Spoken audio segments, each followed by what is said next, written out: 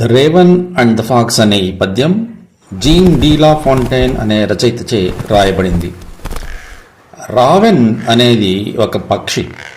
ఇది కాకిలాగానే ఉంటుంది, కాకపోతే సైజులో కొద్దిగా పెద్దగా ఉంటుంది. దీని ముక్కు కూడా కాకి ముక్కు కంటే కొద్దిగా పెద్దదిగా ఉంటుంది. ఇకపోతే ఫాక్స్ మీకు అందరికీ తెలిసిన జంతువే, ఒక నక్క, జిత్తులమారి నక్క, తెలివైన నక్క. ఈరోజు the raven and the pox అనే ఈ పద్యంలో ఒకరోజు ఒక రావెన్ అనే కాకి ఒక చెట్టు కొమ్మపై కూర్చుని ఉంది. దాని పెద్ద ముక్కులో ఒక చిన్న మార్సెల్ అంటే ఆహార ముక్క, బ్రెడ్ లాంటిది పట్టుకొని ఉంది. అప్పుడు చెట్టు కింద ఒక నక్క ఆ కాకిని చూసింది. ఆ నక్క పేరు రెనార్డ్. ఆ ఆహార ముక్కను పొందాలని నక్క చాలా ఆశపడింది. అందుకే ఆ నక్క కాకిని మోసం చేయాలని అనుకుంది. రెనార్డ్ నక్క కాకిని చూసి మధురమైన మాటలతో పొగడడం ప్రారంభించింది. కాకిని ఇలా పిలిచింది, కాకి సార్ గారు, మీరు ఎంత అందంగా ఉన్నారు, మీ ఈకలు ఎంత అద్భుతంగా ఉన్నాయి. నిజానికి కాకి అందంగా ఉంటుందా? ఉండదు కదా. కాకి ఈకలు అందంగా ఉంటాయా? ఉండవు కదా.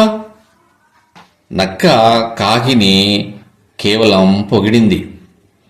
అంతటితో ఆగకుండా కాకిని ఇంకా పొగుడుతూ, మీరు పాట పాడగలిగితే ఈ అడవిలోని అన్ని పక్షులు మిమ్మల్ని తమ రాజుగా చేసుకుంటాయి అని చెప్పింది.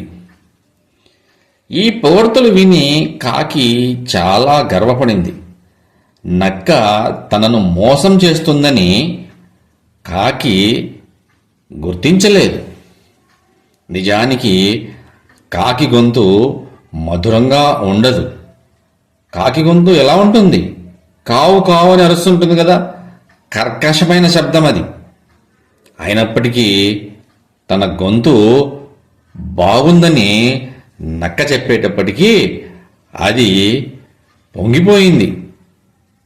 అప్పుడు కాకి నోరు తెరిచి పాట పాడాలనుకుంది. ఇకపోతే గర్వంతో కాకి తన ముక్కు తెరిచి పాట పాడడానికి ప్రయత్నించింది. వెంటనే దాని ముక్కులో ఉన్న ఆహార ముక్క అంటే మార్సల్ కింద పడిపోయింది. అదే అవకాశంగా చూసిన నక్క వెంటనే ఆ ఆహారాన్ని తీసుకొని తిన్నది. తర్వాత నక్క నవ్వుతూ ఇలా చెప్పింది, ఇప్పుడు నీకు ఒక మంచి పాఠం తెలిసింది. మనలను ఎక్కువగా పొగిడే తీయని మాటలను నమ్మకూడదు. గర్వం అనేది చాలా మూర్ఖత్వం. ఈ సంఘటన ద్వారా కాకి ఒక ముఖ్యమైన పాఠం నేర్చుకుంది. ఈ కథలో ఉన్న నీతి ఏమంటే, తప్పుడు పొగడ్తలను నమ్మకూడదు. గర్వం మనలను కష్టాల్లో పడేస్తుంది. తెలివైన వారు తీయని మాటలతో ఇతరులను మోసం చేయవచ్చు.